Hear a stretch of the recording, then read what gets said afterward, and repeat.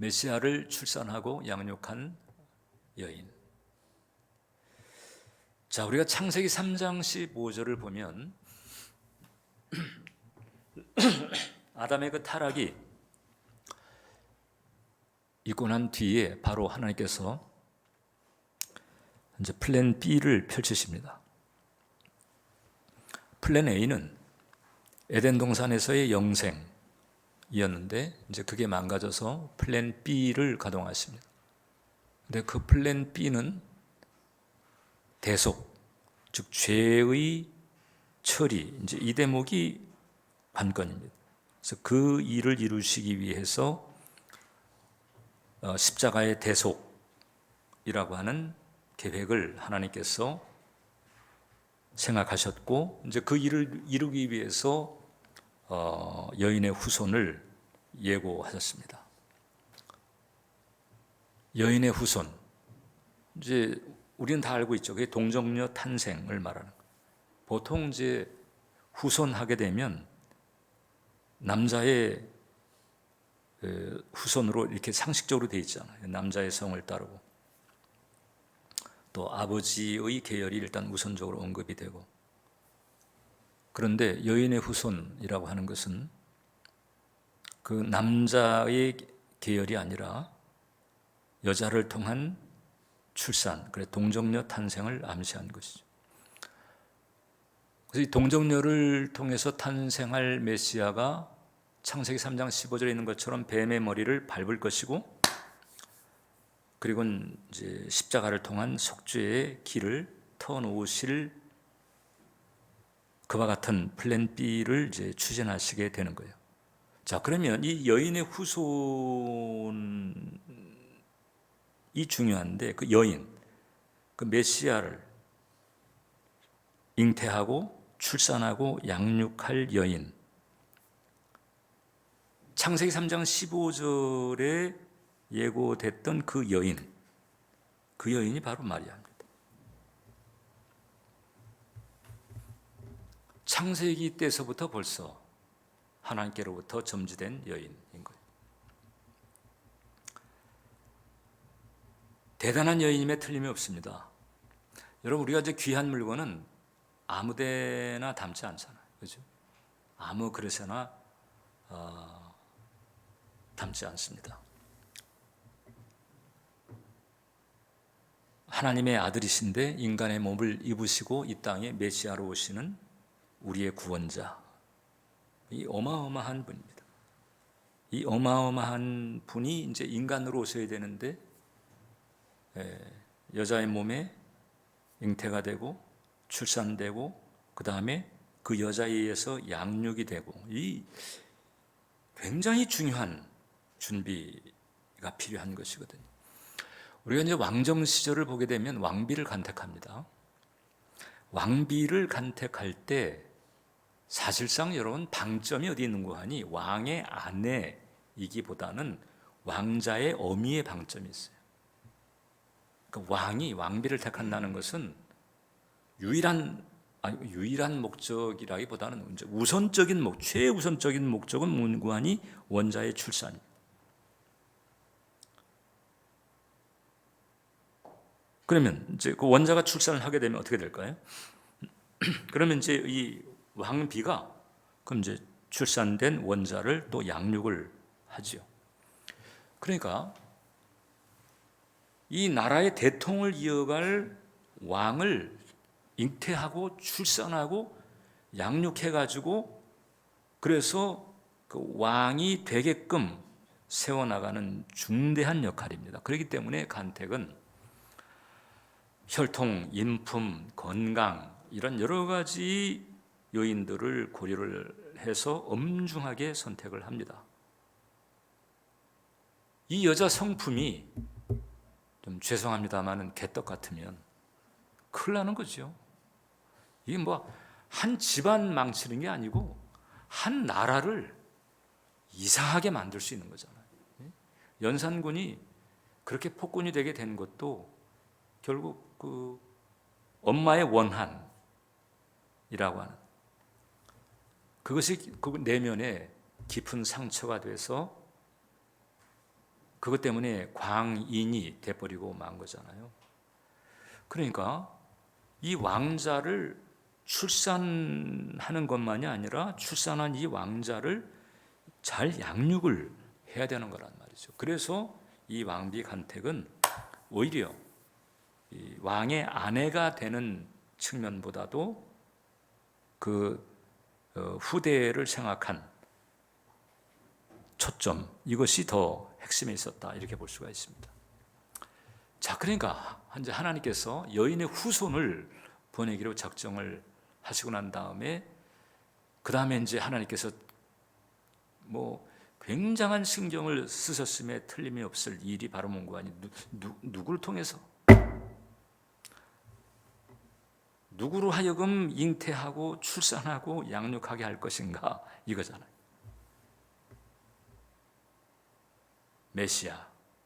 메시아를 잉태하고 출산하고 양육하고, 마리아가 바로 그 사람이 된 거예요. 하나님께서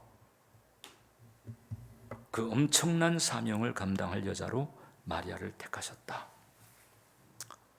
그래서 이제 우리는 마리아를 보면서 하나님께서 점지하시는 사람이 누군가, 특히 이제 그 어떤 스케일도 그렇지만 의미에 있어서도 위대한 역사를 이룰 수 있는 그 하나님의 인재풀에서 하나님은 어떤 스펙을 바라시는가, 이걸 이제 우리가 마리아를 통해서 알 수가 있어요. 그래서 우리가 이제 이 마리아의 첫 번째 시리즈에서는 그 마리아가 지니고 있는 그 영성적 스펙을 보는 것입니다. 바로 이것 때문에 하나님께서 마리아를 택하시고 엄청난 대업을 맡기신 거거든요. 첫 번째가 순종입니다. 순종. 자, 나사렛 땅에 이제 한 처녀가 있었단 말이죠. 어느 날 가브리엘 천사가 그녀에게 나타났습니다. 누가복음 1장 35절을 보니까 천사가 대답하여 이르되 성령이 내게 임하시고 지극히 높으신 이의 능력이 너를 덮으시리니 이러므로 나실 바 거룩한 이는 하나님의 아들이라 일컬어지리라. 엄청난 계시를 받은 거예요. 그런데 그 계시가 자신의 몸을 통해서 이루어지게 되는 거룩한 충격을 받게 됩니다. 그런데 이때 아까도 우리가 읽었지만은 마리아는 약혼 상태였다고 그랬습니다. 당시 이스라엘 그 사회 제도 가운데서 약혼은 정혼과 다를 바가 없어요. 무슨 얘기인가 하니 약혼 상태일지라도 거기서 불륜이 생기게 되면 그게 간음이 되는 거예요. 정혼 상태가 아니라 할지라도 그걸 이제 간음으로 치부를 합니다. 그러면 이제 이 간음으로 딱 죄가 지정이 된 사람은 어떻게 되느냐? 그 아버지가 그 여자의 아버지가 그 여자를 끌고 동네에 그 돌무더기를 쌓아놓는 곳으로 갑니다. 그러면 그 돌무더기 쌓은 곳에 딱 가서 한가운데 놓고 그 다음에 이제 아버지가 먼저 돌을 들어가지고 던지는 거예요. 자기 딸에게. 그러면 거기 따라왔던 모든 동네 사람들이 돌멩이를 집어 들어가지고 일제히 그 여자를 향해서 돌을 던지게 됩니다. 이게 이제 투석살이라고 하는 거예요. 돌에 맞아 죽는 형벌을 받습니다. 지금 약혼 상태에서 정혼 상태가 아니니까 이제 부부 관계도 없는데 애를 벤다, 임신한다. 이건 이제 목숨을 내놔야 돼. 가브리엘이 와가지고 나한테 이랬어요. 그걸 누가 믿어주겠어요? 그러니까 목숨을 내놓아야 하는 일이에요. 하나님의 엄청난 계시가 떨어졌는데 그 계시 때문에 죽게 될 판이요. 계시 때문에 어마어마한 손해를 보게 되는 것과 같은 상황이 딱 주어진 거예요. 웬만한 여자 같으면 안 돼요. 이제 이럴 수가 있습니다. 안 돼요. 나 억울하게 죽을 수 있어요. 아니 왜 제게 이런 짐을 이렇게 나갈 수 있죠. 그런데 마리아는 거의 주저가 없습니다. 가브리엘을 통한 수태고지를 듣고 난 다음에 누가복음 1장 38절 아주 단도직입적으로 딱 입장을 정리합니다. 주의 여종이오니 말씀대로 내게 이루어지다. 주의 여종이다. 나사렛 촌딱인데 이 주의 여종이라고 하는 정체성을 가지고 있었다. 그 당시 나사렛 동네라고 하는 것은요, 그 갈릴리의 작은 마을이거든요. 갈릴리 지방의 호수 그 북서쪽에 있는 작은 마을이에요. 그러니까 지금으로 치게 되면요, 그럼 그 대도시도 아니고 그렇다고 무슨 군 읍도 아니고 아주 자그마한 마을, 시골 구석에 처박혀 있는 자그마한 마을에 뭐 배운 것도 없는 그냥 촌딱인 거예요. 그런데 이 여자가 주의 여종이다, 이런 표현이 나오는 거예요.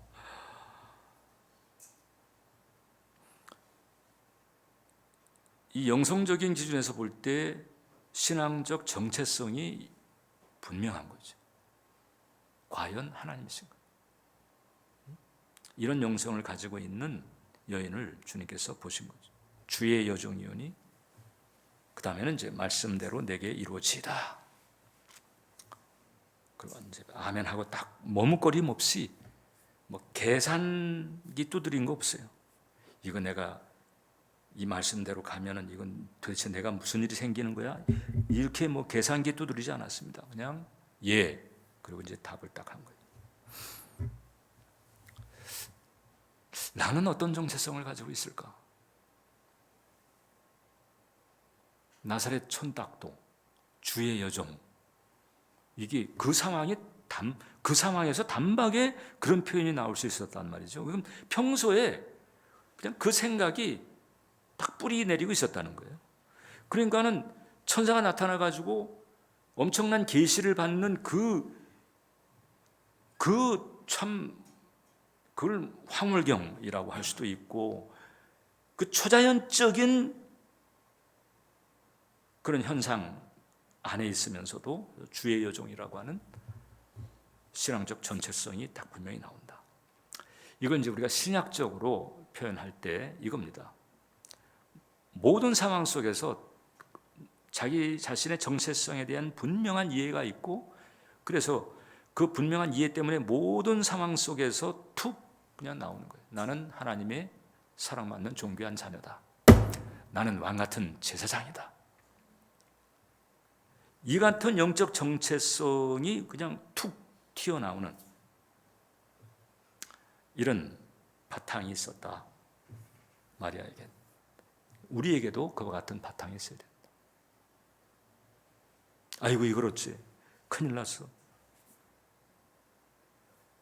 옛사람의 정체성에 그냥 매여가지고 그렇게 가는 게 아니고, 우리는 새 사람의 정체성을 가지고 나의 신분은 하나님의 사랑받는 존귀한 자녀고, 나의 직분은 왕같은 제사장이다. 난 그리스도의 신부요, 하늘에서는 주님 곁에 앉아있는 존재다.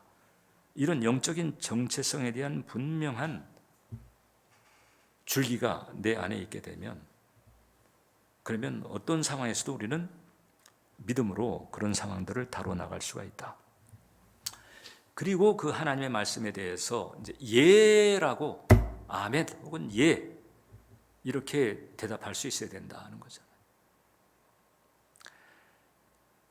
상담을 하거나 혹은 또 멘토링을 하거나 뭐 이렇게 하다 보면 이제 그 하나님의 그 말씀이 뭐 그게 영적인 정체성에 관한 것이 됐던 어떤 그 특정한 신앙적 결단이라든지 혹은 어떤 신앙적 덕목의 실천이라든지 이제 이런 부분에 대해서 권변을 하고 정리할 때가 있는데, 그때 보면 예라고 이렇게 답하는 분들 거침없이 예라고 답하는, 그렇게 저는 할 것입니다, 그렇게 하겠습니다, 이렇게 나오는 분들이 있는가 하면,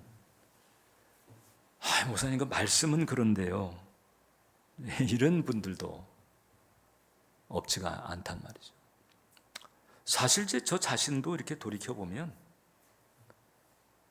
그 후자의 경우처럼 그렇게 생각한 적이 없었다고 저도 전과자예요. 근데 마리아는 예, 이게 딱 나오는 거예요. 예, 말씀대로 내게 이루어지다. 그 정체성과 함께 그 말씀에 대한 믿음의 반응이 그냥 거침없이 나오는 거예요. 이 마음이 임마누엘의 복을 누리는 마음이다. 그러니까 이 마음을 가지고 있는 여자에게 하나님께서는 그 여인의 후손, 그 메시아를 잉태, 출산, 양육을 하게끔 하신 거잖아요. 예수님을 뵀습니다. 그러니까 이게 뭐 영적으로 임재의식만이 아니라 실제로 예수님을 몸에 담은 뭐 확실한 임마누엘이지, 정말. 이게 영적으로 어떤 신체적으로 아주 확실한 임마누엘의 은총을 마리아가 받았다. 이 임마누엘의 은혜, 주님께서 함께 하시는, 주님과 하나 된 상태, 이 상태에서 우러나오는 믿음이, 그게 이제 여호수아의 믿음인 것이고 갈렙의 믿음인 것이고 골리앗과 마주칠 때의 다윗의 믿음인 것이고 그런 거거든요. 그러니까 이런 임마누엘의 은혜가 임했다라고 하는 것은 영적으로 견고한 것을 말하고, 모든 대열 상황, 문제 상황 가운데에서 무슨 그 압도적인 혹은 우위를 점하는 이런 축복을 받는 것을 의미한단 말이에요. 자, 그래서 이제 우리가 마리아를 통해서 우리가 가다듬어야 됩니다. 나의 정체성에 대해서 가다듬을 수 있어야 돼요. 아무리 나를 뒤흔들고 아무리 나를 끄잡아내리는 일이 생긴다 할지라도 나는 하나님의 사랑받는 존귀한 자녀다. 나는 왕같은 제자가 아니고 그리스도의 신부다. 그냥 이 정체성에서부터 그냥 탁 풀어놔 버리는 거예요. 그리고 주님 나와 함께 하신다. 임마누엘, 주님 나와 함께 하신다. 이런 믿음의 마음을 가지고 나 스스로를 간수할 필요가 있다. 그리고 어떻든 조금씩이라도 내가 읽는 그 말씀에 내가 할 수 있어야 되고, 내 마음에 주어지는 성령의 감화에 대해서도 그냥 주저없이 할 수 있는, 당연히 그래야 되는 거거든요. 원래 그래야 되고 당연히 그래야 되는 거란 말이죠. 그래서 말씀의 성령의 감화에 주저없이 거침없이 할 수 있는 여러분 되시기를 주님의 이름으로 축원합니다. 두 번째가 겸손이에요. 두 번째가 누가복음 1장에 보게 되면 이제 마리아가 엘리사벳을 만나고 난 다음에 같이 이제 복중의 아이들이 막 뛰놀아. 예수님과 세례 요한이 만났어요. 엄마의 뱃속에서 이제 있는 상태에서만 복중에 막 서로 화답하는 이제 이런 일이 있을 때에, 그때 이제 마리아가 하나님을 찬양하는 찬양가를 부르는데 그걸 우리가 이제 마리아 찬가라고 합니다. 매그니피켓이라고 이제 이렇게 부르기도 하는데, 그 1장 48절에 보게 되면 이런 고백을 합니다. 그의 여종의 비천함을 돌아보셨습니다. 여기도 여종이 나와. 그리고 비천함을 돌아보셨다. 구약시대 때는요, 하나님과 이스라엘 백성들과의 관계의 기본 틀이 주종관계, 신약시대 넘어오면서 이게 친구관계, 요한복음 15장에 있는 것처럼, 그리고 이제 더 나아가서 그리스도의 신부, 이게 신랑 신부관계, 이게 이제 열린 거지. 구약시대 때에는 사실상 주종관계가 창조주와 피조물 그리고 주종, 이 관계가 이제 기본 틀이었단 말이죠. 이제 거기서 이제 이 여종이라고 하는 정체성을 분명히 가진 것이고, 그런데 비천함을 돌아보셨다. 비천함. 이제 자기 스스로의 어떠함을 안 거예요. 주제 파악을 한 거예요. 스스로를 낮추면서 하나님의 은총을 감사하는 마음을 가집니다. 야고보서 4장 6절을 보면 하나님이 교만한 자를 물리치시고 겸손한 자에게 은혜를 주신다. 겸손한 자에게 은혜를 주신다. 그 은혜로 말미암아 비롯되는 많은 축복의 가지들이 있거든요. 그러니까 이게 이제 이런 축복의 가지들이 겸손으로부터 이제 시작이 되는 거란 말이에요. 교만이라고 해서 꼭 막 어깨를 그냥 막 어깨에 힘주고 목에 힘주고 뭐 내가 어떤 사람이고 내가 어떤 스펙을 가졌고 내가 어떤 일을 했고 뭐 내 집이 어떤 집이고 이렇게 그냥 떠벌리는 사람만이 교만한 자가 아니에요. 교만한 자는 하나님을 향한 절대 의존이 안 돼 있는 상태는 일단 모두 교만한 자입니다. 창조주에게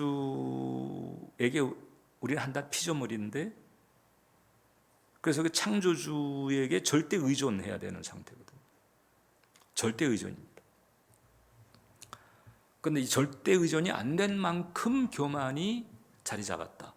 절대 의존이 많이 되는 사람은 교만의 부분이 적겠죠. 절대 의존이 적은 사람은 교만의 부분이 많겠죠. 여러분 그거 아세요? 착해 빠진 사람이 영적으로 볼 때는 교만한 사람들이 많아요. 그냥 나처럼 살아보라고 그래. 이러잖아요. 그래서 예수 그리스도의 십자가 대속에 대해 관심이 없어요.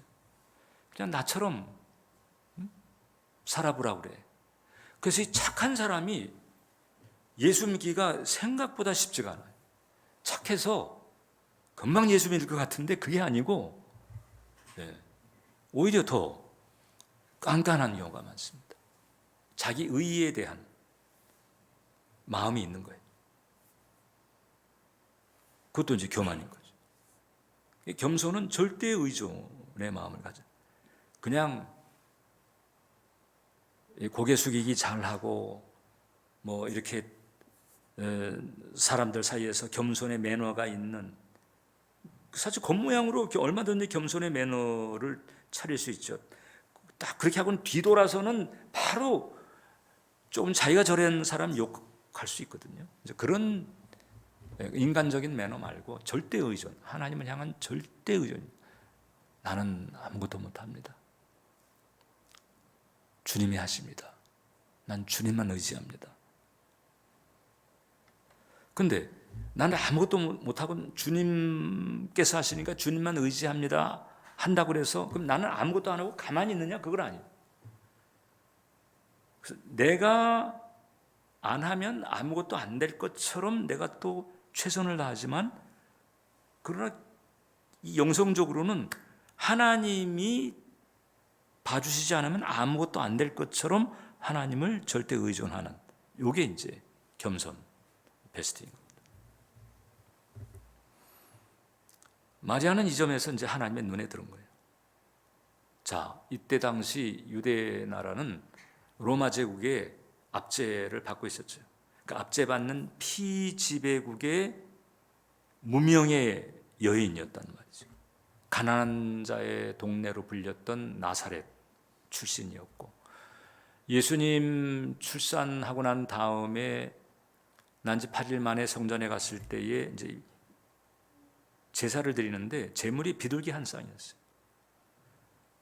그러니까 우리가 구약 성경을 보면 알지만 비둘기로 제물을 드리는 사람은 가난한 사람들, 양이나 염소 혹은 송아지 이게 안 되니까 비둘기라도 제물을.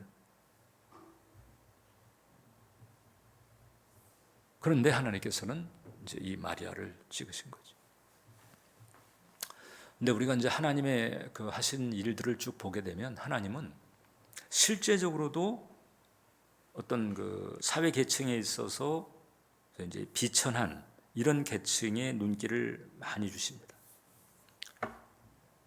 18세기 그 영국에 이제 요한 웨슬레를 통한 그 감리교 부흥이 있었을 때 그 웨슬레의 설교에 많은 감화를 받고 마음을 열었던 사람들이 대부분 광부, 그다음에 노동자층인 거예요.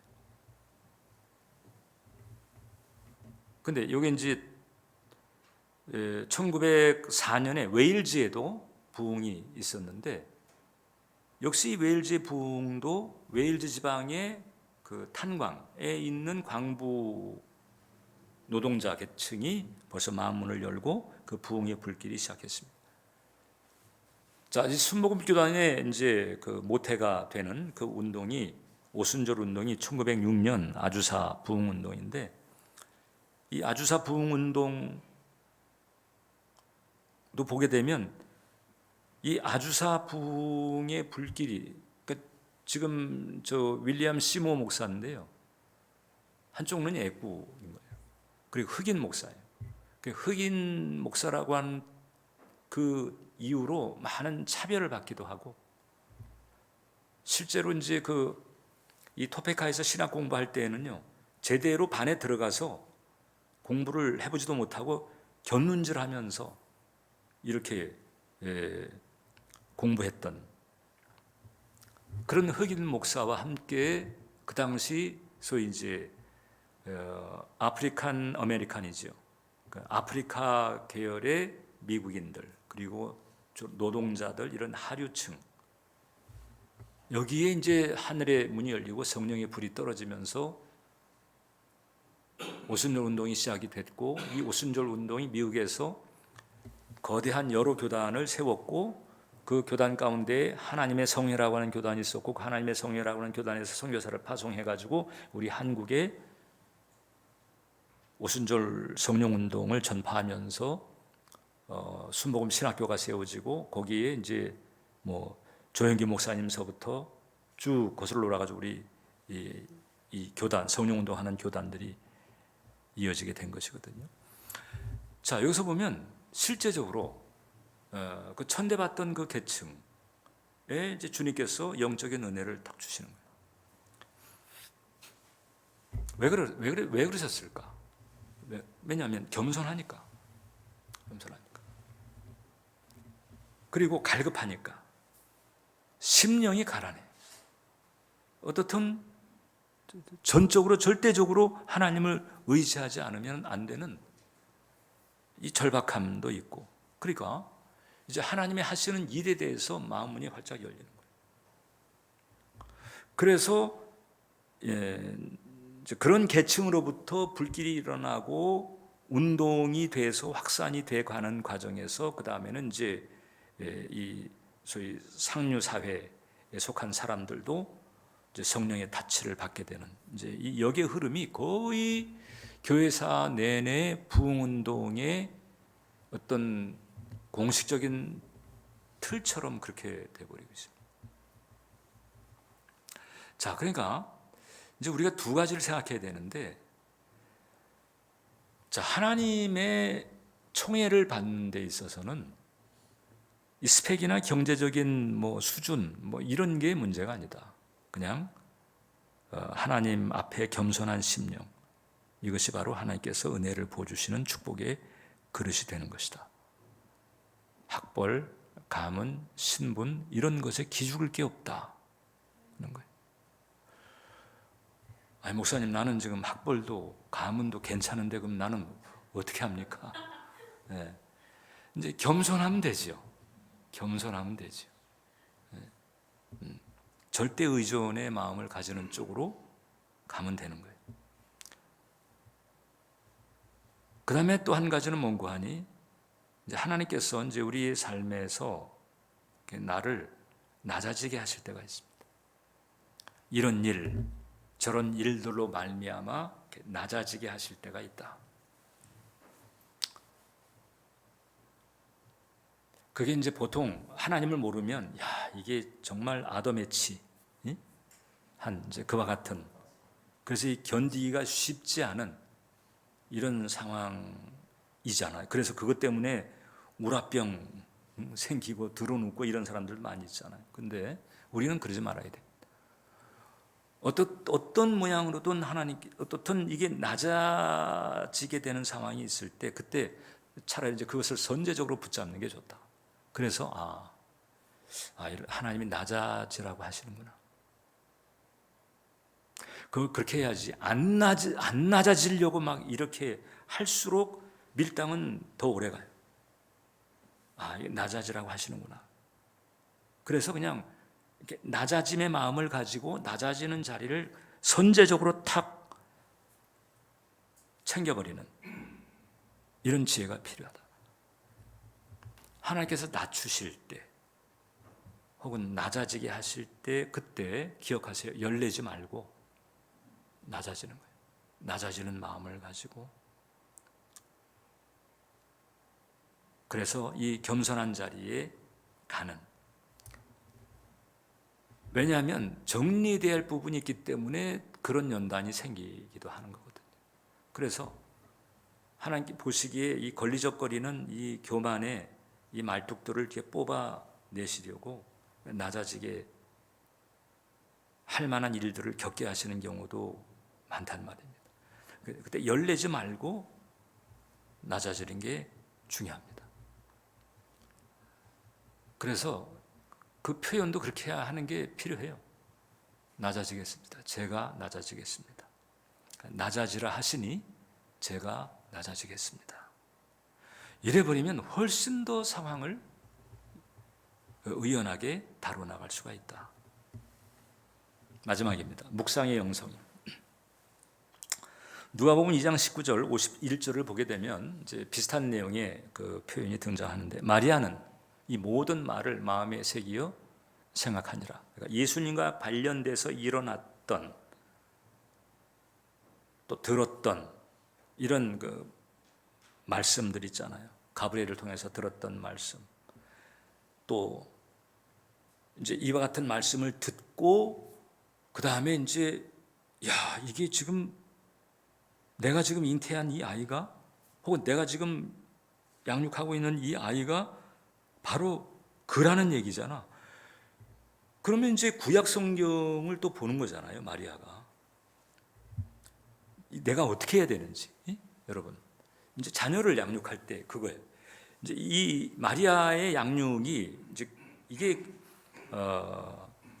엄청난 힌트를 이제 우리에게 주는 거예요. 어떻게 아이를 양육하는 것이 베스트인가 하는 그 힌트를 우리에게 주는 거예요. 그러니까 마리아는 예수님을 양육하는데 이게 내 아들이지만 내 아들이 아닌 거예요. 내 몸에서 난 내 아들이지만 아들 이상의 존재예요. 이건 메시아예요. 특별한 존재예요. 그러니까 내 아들인데 내 마음대로 할 수가 없어요. 왜냐하면 그 기원을 알기 때문에. 그래서 이제 예수님을 키울 때 마리아는 철저하게 하나님의 뜻을 살핍니다. 어떤 기로에서 어떻게 이렇게 해야 될까 저렇게 해야 될까 이 아이를 놓고 어떻게 해야 될지 이런 모든 상황 속에서 마리아는 그냥 내 생각, 내 욕망, 내 고집 이걸 이제 투사하는 게 아니라 하나님의 뜻을 생각하는 거예요. 이건 내 아이가 아니고 그냥 자기가 청지기 같은 생각을 하는 거예요. 그래서 어떻게 하면 하나님의 말씀대로 할 수 있는지 철저하게 거기에 초점을 맞춥니다. 예수님과 관련된 모든 사항을 말씀과 연결시키면서 양육을 한다. 배후에 계시는 그 하나님의 계획과 하나님의 뜻을 알고 있으니까. 그래서 하나님 말씀을 기억하면서 그 하나님의 그 말씀으로 현실을 다뤄나가는 이런 양육 그리고 그런 삶을 사는 거지. 가브리엘로부터 수태고지를 당한 그 이후로부터 마리아는요, 어떻게 보면 공인의 의식을 가졌다고도 말할 수 있어요. 그래서 철저하게 말씀 중심으로 모든 상황을 풀어나가려고 한다. 자기 아들에게조차도.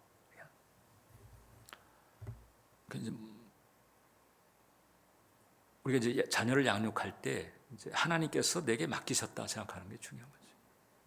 그럼 이 아이를 키울 때 하나님은 무엇을 원하실까? 어떤 계획을 가지고 계실까? 여기에 철저하게 고리를 걸면서 아이를 양육하는 것이 이게 베스트다. 마리아가 예수님을 그렇게 양육한 거죠. 그러니까 여기 이제 이걸 이제 우리가 영성적으로 표현한다면 이렇게 표현할 수 있는 거예요. 마리아는 묵상과 적용을 제대로 했다.